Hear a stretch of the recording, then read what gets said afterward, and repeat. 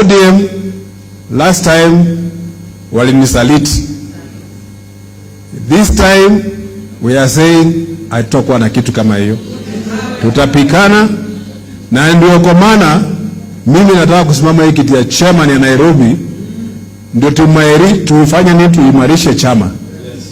Chama ya ODM iko na wakora wengi sana. Wale wanatafuta pesa kutoka kwa wapinzani wetu kuja kufuruka sisi hapa ndani.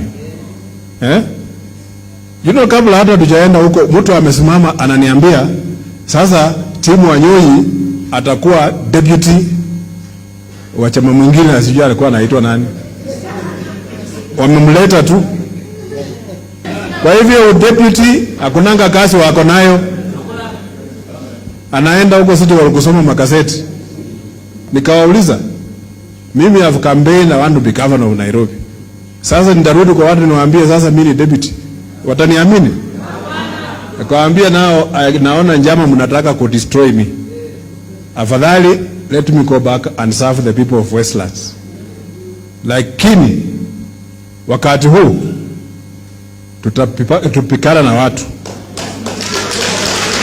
Nyinyi na Nairobi yote tutakuwa na jeshi letu. Tutatoka one by one. We go to Orange House and demand for a certificate. Ndio. We shall also not accept hii coalition ambayo mara nyingi tunaungana na watu hawana chochote, lakini wanafika hapa wanataka kula ODM. Si ndio?